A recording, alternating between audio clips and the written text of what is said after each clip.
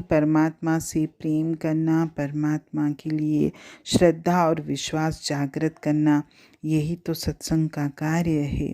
क्योंकि सत्संग यानी सत्य का संग, सत्य केवल परमात्मा है और सत्संग में हमको परमात्मा की ही वाणी सुनाई देती है और हम परमात्मा से प्रेम करना सीखते हैं।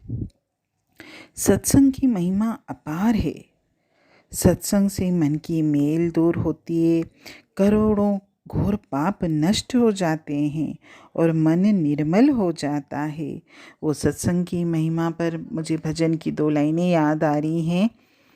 जिस आनंद के लिए हर कोई भटकता है, अपने उस आनंद का सत्संग में पता मिलता। जिस आनंद के लिए हर कोई भटकता है, अपने उस आनंद का सत्संग में पता मिलता। सत्संग की महिमा को कोई गा नहीं सकता। सत्संग की महिमा को कोई गा नहीं सकता। वचनों को मानते ही जीवन ये बदलता है। हर एक राही को सत्संग की ज़रूरत है। हर एक राही को सत्संग की ज़रूरत है। सही भी है, हर व्यक्ति को, जीवन के हर राही को सत्संग की ज़रूरत है। कहते हैं ना कि मन पर संगति का प्रभाव बहुत जल्दी पड़ता है। इंसान जैसी संगति करता है, उसकी मनोदशा, उसके विचार, उसके भाव वैसे ही बन जाते हैं।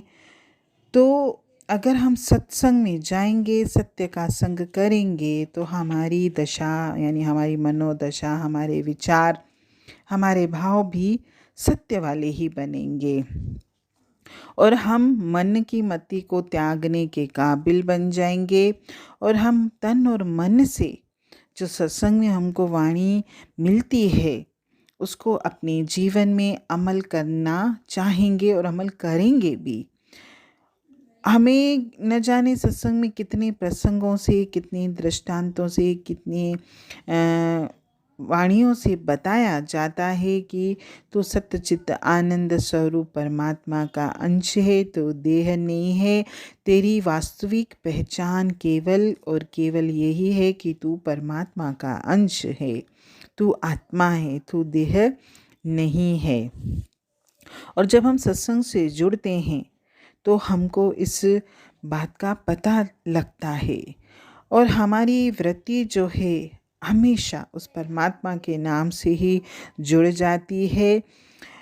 वैसे भी कहते हैं कि परमात्मा के नाम को अमृत माना जाता है और वाणी जो है, सत्संग जो है, जो भी हमको उपदेश मिलता है वो आत्मा की खुराक है।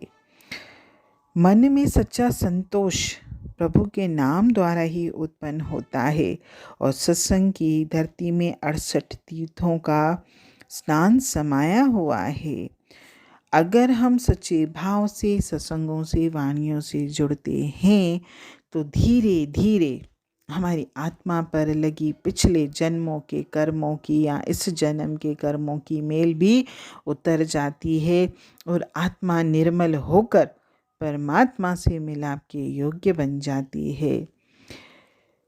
सत्संग वाणियाँ हमेशा हमको ये समझाते हैं कि अपनी लिव को, अपनी वृत्ति को अंतर में नाम के साथ जोड़ो तथा दूसरों को भी उस परमात्मा के नाम के साथ जुड़ने के लिए प्रेरित करो। जिससे घर में दबा हुआ खजाना मिल जाता है, वह सारे घर वालों को उसके बारे में बताता है। इसी तरह जिस भी व्यक्ति को अंतर में नाम का अमूल्य भंडार मिल जाता है, वह दूसरों को भी अपने अंतर में वह भंडार प्राप्त करने के लिए कहता है।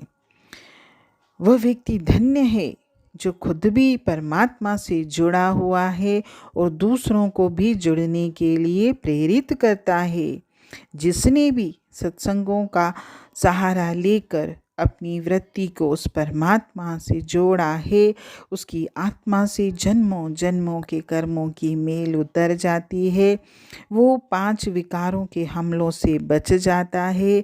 5 विकार उसका कुछ नहीं बिगाड़ पाते। वह मोह, ममता और तृष्णा, आशा के रोगों से भी मुक्त हो जाता है। जिसकी भी आत्मा परमात्मा के नाम के रंग में रंग जाती है, वो इन सब बातों से मुक्त होकर निर्मल हरि में ही समा जाता है। सत्संगों द्वारा हमको सारा जीवन श्वास श्वास अपनी वृत्ति को परमात्मा के साथ जोड़कर रखने के लिए कहा जाता है। और जब हम ऐसा करने के लायक बन जाते हैं तो हमारा मन विषय विकारों के चंगुल से छूटकर अहंकार के रोगों से मुक्त हो जाता है। हम संसार की शक्लों और पदार्थों के मोह में इतना खो गए हैं कि हमारा परमात्मा की तरफ ध्यान ही नहीं जाता।